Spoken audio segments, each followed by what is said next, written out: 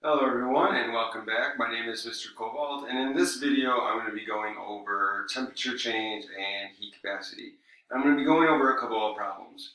And so we're talking about, in these problems, heat capacity, specific heat, and so we're going to figure out, depending on the problem, like how much heat was absorbed or gained by the particular object, what was the final or initial temperature of the object if you given a certain amount of heat absorbed or gained or released by the object or things like that. So in these type of problems, you're going to be using an equation. And remember, when you're trying to figure out what the equation is, you can memorize them. But what's going to be very helpful is paying attention to what they give you in the problem. So if they give you specific heat, look at the units of specific heat. And if you're trying to find the amount of heat that's evolved or gained by the object, then you need to get rid of the units that are involved with. You got to get rid of the units that are not joules. So you want joules or kilojoules left behind. So look at the units, figure out what unit you want, and then you can figure out what you need to multiply by or divide by to get the unit that you desire. Okay, so in the first problem, you have a situation where you find a penny in the snow, you pick it up, and it's being held in your hand. So it starts off initially at negative 8.0 degrees Celsius because it was in the snow, it's below freezing. And you pick it up and now it's in your hand. And now the penny is going to heat up. It's going to absorb energy from your hand and it's going to raise the temperature until it reaches body heat, which you have thermal equilibrium. So there's no more temperature change because the temperature is going to be equal. So you have the temperature change here, and you're assuming that the penny is going to be pure copper. Pennies these days are not pure copper, but for the purposes of this problem, we're going to assume that it's pure copper. And so the specific heat of pure copper is going to be 0.385 joules per gram per degree Celsius. And the question is being asked how much heat is absorbed. The one thing that we don't have is the mass. So the mass of the penny is 3.10 grams. So how do we find the energy or the heat that's absorbed by the penny? What's the amount of heat absorbed? Okay, so this is where you have to pay attention to the units. If you can't remember the formula or the equation you use to get the heat, then the units of your heat capacity or specific heat capacity is going to be very helpful. So you'll notice I have joules per gram per degree Celsius, right? But it's asking me for heat absorbed, which is energy. So I want an energy unit. So in the end, I want joules by itself. But I have joules over grams over degrees Celsius. So I want to get rid of grams and degrees Celsius. Well, since grams and degrees Celsius are on the bottom, that tells me that I need to multiply the specific heat by a mass and by a temperature change. So that's where I get my formula. So that's going to tell me that I will get Q, the heat, by multiplying mass by the specific heat. So that's going to cancel out the grams if I have my mass in grams. So that's important to remember that if you're going to multiply by mass, you got to make sure the mass is in grams. Because that's what the unit is in your specific heat. Now, the thing you want to watch out for here is sometimes they'll try to fool you if you're not paying attention. Sometimes instead of grams, they'll put moles in there, or they'll put kilograms in there, or instead of joules, they'll put kilojoules in there. So you got to pay attention to the units. And then I'm going to multiply that by a change in temperature. And if I write that out, this is important too. That's going to be equal to the mass times the specific heat times the change in temperature, which is going to be the final temperature. It's always final minus initial temperature here. So final temperature minus initial temperature. So we know the temperature change. Okay, so we can get that. So that's going to be equal to, and then we put in our values. So the mass is 3.10 grams multiplied by the specific heat capacity of copper, 0.385 joules per gram per degree Celsius, and multiplied by the temperature change. So it's going to be final minus initial. So final temperature 37.0 degrees Celsius minus negative 8.0. So minus negative 8.0 degrees Celsius. Okay, so then all we need to do is use our calculator to calculate. And give me a moment. So here we go. So we're going to take 3.10 times 0.385 multiplied by 37.0, and then a minus times a minus is a plus, so we're going to add 8.0 equals, and I get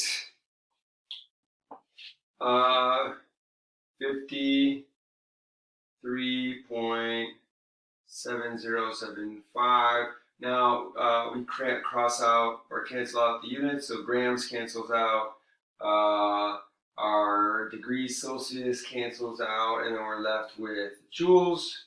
So that's going to be joules, and then we have to pay attention to sig figs because we're multiplying. Here, since we're subtracting, or since we're subtracting here, again, the rule for adding and subtracting is that it's decimal places. So here, the number of decimal places is 1. So when you add this together, you get, you get 45, right? Yeah, so you get 45. So this is going to be 45.0 degrees Celsius as a temperature change.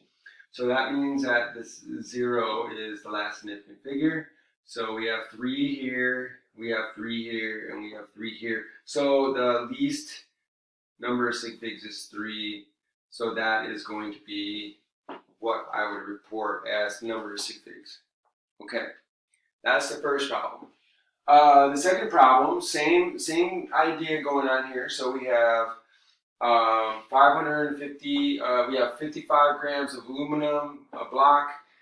We start at 27.5 degrees Celsius. That's the initial temperature. We're told that it absorbs 725 joules of heat. And then they're asking us for what is the final temperature of the aluminum block. So we know it's aluminum, so we can look up in our table what the specific heat of aluminum is. So let's go and look that up. Okay. So aluminum has a specific heat of 0.903. So specific heat of aluminum is 0.903. And the units again are joules per gram per degree Celsius. So joules per gram per degree Celsius again. So again, we're going to use our units to figure out the same equation. So it's going to be the same equation again because the units are the same. We're using specific heat capacity. So Q is going to be equal to the mass times the specific heat, and then again times the change in temperature, which is final temperature minus initial temperature. So then we just plug in everything that we know, right? So the block is a mass of 55.0 grams, so this is going to be equal to 55.0 grams multiplied by the specific heat, which is 0.903 joules per gram per degree Celsius. And then we're going to multiply by the temperature change. Here they gave us the initial, but not the final. That's what we need to find. So the final temperature is always final minus initial. And the initial temperature is 27.5 degrees Celsius.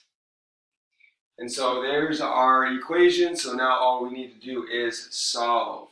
So if I'm using my calculator, so basically I'm going to multiply 55.0 times 0.903 equals, that gives me a 49,665. I'm going to multiply that through here.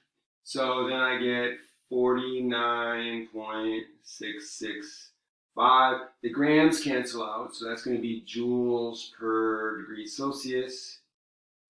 And then I'll multiply that out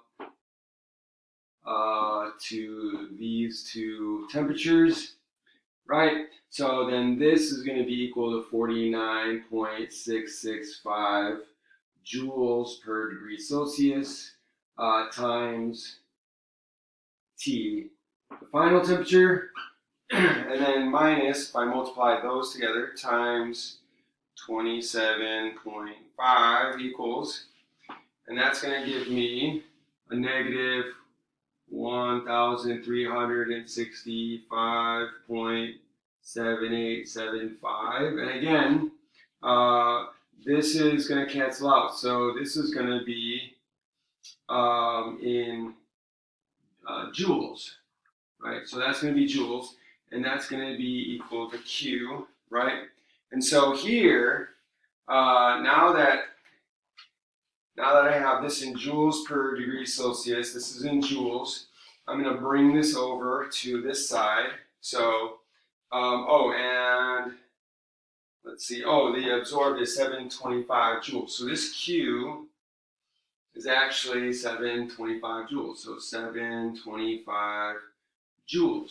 So I'm going to add 1,365.7875 to each side.